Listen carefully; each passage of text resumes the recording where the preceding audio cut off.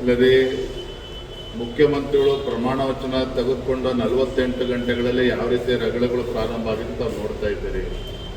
ಕಳೆದ 3 ವರ್ಷ ಅಂತೂ ಈ ಕಾಂಗ್ರೆಸ್ ಸರ್ಕಾರದಲ್ಲಿ ಯಾವುದೇ ಒಂದು ಅಭಿವೃದ್ಧಿಯನ್ನು ನೋಡೋದಕ್ಕೆ ಸಾಧ್ಯ ಆಗಿಲ್ಲ.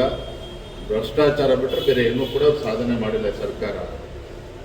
ಇನ್ಮೇಲಾದರೂ ಕೂಡ ಇನ್ನು 2 ವರ್ಷಗಳು ಏನು ಉಳಿದಿದ್ದಾವೆ, ಆ 2 ವರ್ಷದ ಅವಧಿಯಲ್ಲಾದರೂ ಕೂಡ ಒಳ್ಳೆ ಕೆಲಸಗಳು ಮಾಡ್ತಾರೆ ಅನ್ನುವ ನಿರೀಕ್ಷೆ ರಾಜ್ಯದ ಜನರಲ್ಲಿದೆ. ಈ ಕಿತ್ತಾಟದಿಂದ ಮತ್ತೊಮ್ಮೆ ಅಭಿವೃದ್ಧಿ ಆಗ್ತದೆ ಮುಂದೆ ರಾಜ್ಯದಲ್ಲಿ ಅನ್ನೋದು ಕೂಡ ಹುಸಿ ಆಗ್ತಾ ಇದೆ.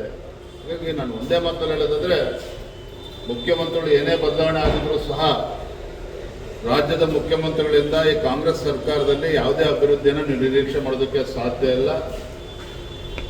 ಈಗಾಗಲೇ ಸಾಲದ ಹೊರೆ ರಾಜ್ಯದಲ್ಲಿ ಬಂದು ಮುಟ್ತಾ ಇದೆ. 10 ಲಕ್ಷ ಕೋಟಿ ರೂಪಾಯಿಗಳಿಗೆ ಇವತ್ತು ಸಾಲದ ಹೊರೆ ಬಂದು ನಿಂತಿರುವಂಥದ್ದು. ಹಾಗಾಗಿ ಈ ಕಾಂಗ್ರೆಸ್ ಸರ್ಕಾರದಿಂದ ಯಾವುದೇ ಅಭಿವೃದ್ಧಿ ನಿರೀಕ್ಷೆ ಮಾಡೋದಕ್ಕೆ ಸಾಧ್ಯ ಇಲ್ಲ. ಅದ್ರ ಜೊತೆಯಲ್ಲಿ ಇವತ್ತೇನು ಕಿತ್ತಾಟ ಪ್ರಾರಂಭ ಆಗಿದೆ, ನಮ್ಗೆ ಆ ಪೋರ್ಟ್ಫೋಲಿಯೋ ಬೇಕು, ನಮ್ಗೆ ಈ ಪೋರ್ಟ್ಫೋಲಿಯೋ ಬೇಕು, ಇನ್ನು ಉಸ್ತುವಾರಿ ಸಚಿವರು ಕೊಟ್ಟಿಲ್ಲ, ಯಾವ ಜಿಲ್ಲೆಗೆ ಕೊಡಬೇಕು ಅಂತ ಅದು ತೀರ್ಮಾನ ಆಗಿಲ್ಲ.